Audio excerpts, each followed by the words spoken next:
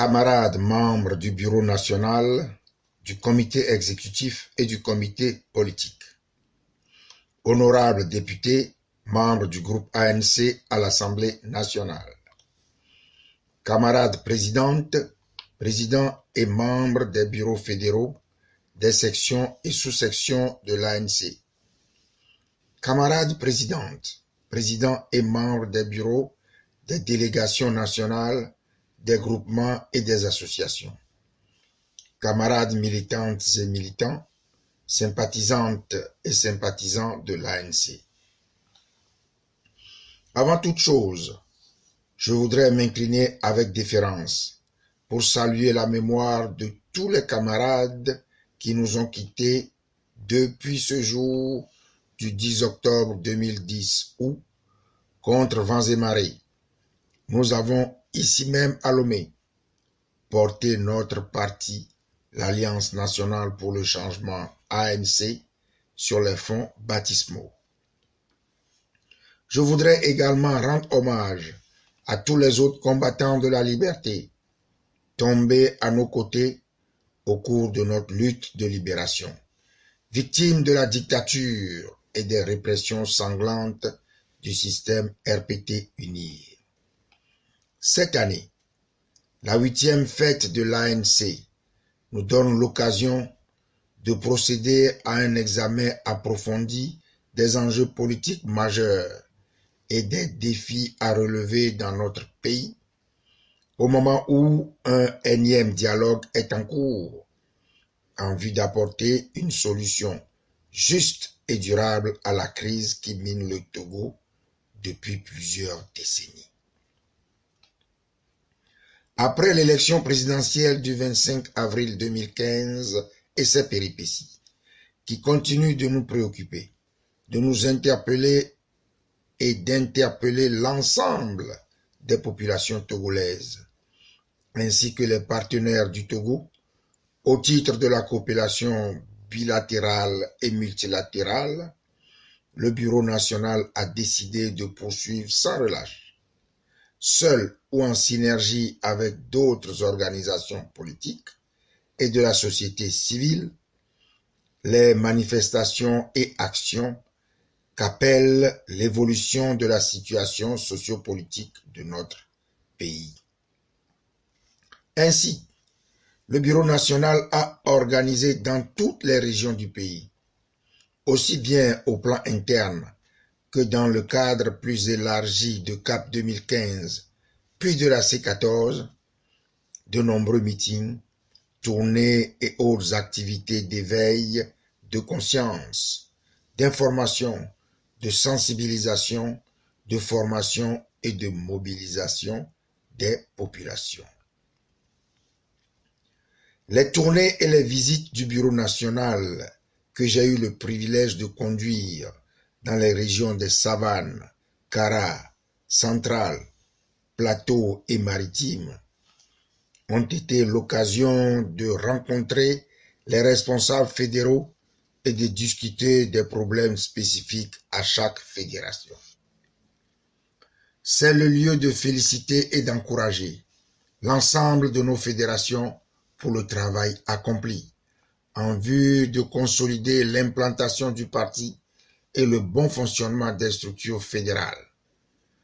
Nos félicitations et nos encouragements vont plus particulièrement à la délégation nationale des dames de l'ANC, DNC, à la délégation nationale de la jeunesse de l'ANC, JNC, ainsi qu'aux fédérations de Lomé et du Golfe, qui continuent, à travers des meetings, conférences, débats et autres activités politiques et sociales, de raffermir la visibilité du parti sur le terrain et d'entretenir une mobilisation des populations des quartiers. Le 10 octobre 2015, à l'occasion du 5e anniversaire de l'ANC, le Bureau national a organisé à Lomé un atelier national d'évaluation et d'orientation qui a permis aux militants de tirer les leçons du coup de force électoral d'avril 2015 de s'imprégner de ces orientations et directives pour la poursuite de la lutte de libération du Togo.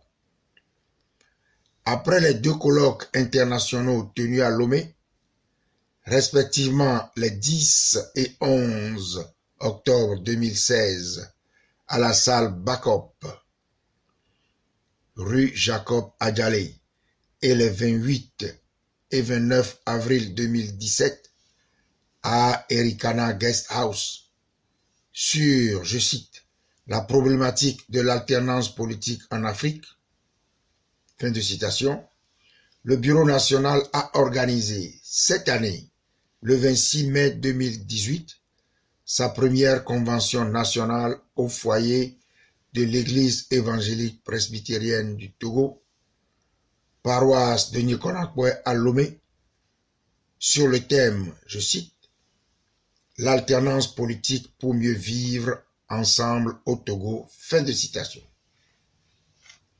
Dans le sillage de cette convention, le Bureau national a organisé 8 sessions de renforcement des capacités managériales des responsables fédéraux de toutes les régions de notre pays, suivies de la mise en place de missions d'inspection et de comités de gestion des ressources des fédérations, des plateformes de discussion et d'échange interactifs exclusivement réservées aux affaires fédérales viennent également d'être créées. Camarades militantes et militants, sympathisantes et sympathisants de l'ANC, notre lutte de libération est entrée aujourd'hui dans une phase décisive et irréversible. L'ensemble des populations togolaises se mobilisent massivement à nos côtés sur toute l'étendue du territoire national et dans la diaspora pour manifester son rejet absolu de la dictature. Les préoccupations et revendications des populations togolaises, portées, soutenues et défendues par la C14 et la société civile, sont scellées dans la plateforme revendicative en 4 points de notre mémorandum du 5 octobre 2017, à savoir le retour à la constitution originelle du 14 octobre 1992, la révision du cadre électoral, y compris l'instauration du droit de vote pour les Togolais de l'étranger, le déverrouillage des institutions de la République et la libération de tous les prisonniers politiques et de toutes les personnes détenues depuis les manifestations des 19 et 20 août 2017. Nous devons faire nôtre ce mémorandum qui soutient nos actions dans le cadre de la mise en œuvre des recommandations de la feuille de route établie le 31 juillet 2018 à Lomé par le sommet de la CEDEAO. C'est le document de référence qui doit inspirer et orienter nos positions, nos exigences et tous nos messages et discours d'information, de sensibilisation et de mobilisation des populations. Le 23 septembre 2018, le comité de suivi mis en place dans le cadre de la feuille de route de la CEDEAO a permis en sa 2e réunion d'engager la recomposition de la CENI sur une base paritaire entre le gouvernement et le parti au pouvoir d'une part, le regroupement des 14 partis politiques de l'opposition d'autre part. Ainsi, 8 représentants désignés par les partis de l'opposition, membres de la C14, siégeront face à 8 représentants désignés par le gouvernement et le RPT UNIR. Mais le choix du président de la CENI et la mise en place de son bureau, la recomposition paritaire des démembrements de la CENI, notamment les CELI et les comités listes et cartes CLC, et les membres des bureaux de vote restent encore à régler. Naturellement, une fois sa recomposition achevée, la CENI devra s'atteler à l'adoption de son règlement intérieur, ainsi qu'à l'élaboration d'un chronogramme réaliste, transparent et crédible. La facilitation et le comité de suivi doivent régler de nombreux autres points, tels la limitation du mandat présidentiel, le mode de scrutin, le découpage électoral, le vote des Togolais de l'étranger, la reprise du recensement électoral, la recomposition de la Cour constitutionnelle et de la HAC, etc. Dans cette perspective, je demande à tous les présidents fédéraux d'organiser d'ores et déjà, au niveau de leurs fédérations respectives, l'identification des personnes ressources susceptibles de représenter notre parti dans les divers démembrements de la CENI. Une circulaire du Bureau national vous donnera incessamment des directives spécifiques à cet effet. En tout état de cause, je vous invite tous à la mobilisation permanente et à une écoute vigilante des mots d'ordre de l'ANC et de la C14. Camarades membres du Bureau national, du comité exécutif et du comité politique. Honorables députés, membres du groupe ANC à l'Assemblée nationale. Camarades présidentes, présidents et membres des bureaux fédéraux, des sections et sous-sections de l'ANC. Camarades présidentes, présidents et membres des bureaux des délégations nationales, des groupements et des associations. Camarades militantes et militants, sympathisantes et sympathisants de l'ANC. La lutte populaire est invincible et celle que mène le peuple togolais pour sa libération est proche de la victoire. Je vous exhorte donc à ne plus vous laisser intimider, décourager et démobiliser par les menaces, les dénigrements, les médisances, les calomnies et autres propos malveillants et diffamatoires colportés par des détracteurs à l'encontre de l'ANC et de ses dirigeants.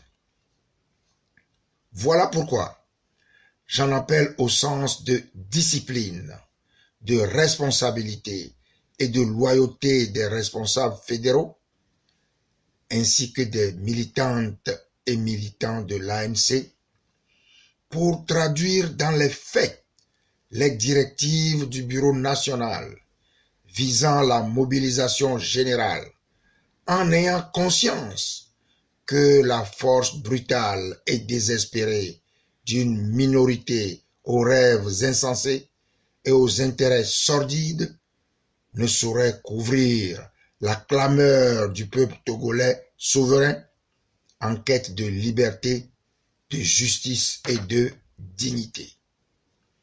Je voudrais, à cet égard, saluer l'unité d'action du regroupement des 14 partis politiques de l'opposition qui incarnent les aspirations profondes des populations togolaises et qui portent et soutiennent leurs revendications.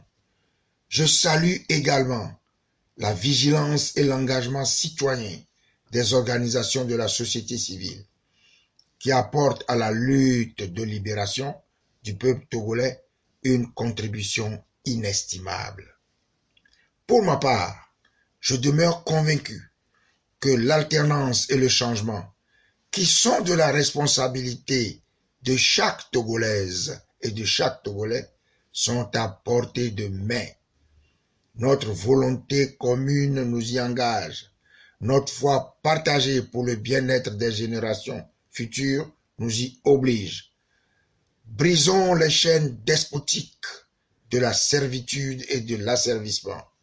Le Togo de toutes les abominations, ce Togo réfractaire à la démocratie et à l'état de droit, ce Togo-là est révolu. À vous tous, j'adresse mes vœux les meilleurs pour la 8e fête de l'ANC. Que Dieu vous bénisse et qu'il bénisse le Togo et le peuple togolais. Abloré, abloré, abloré Badja.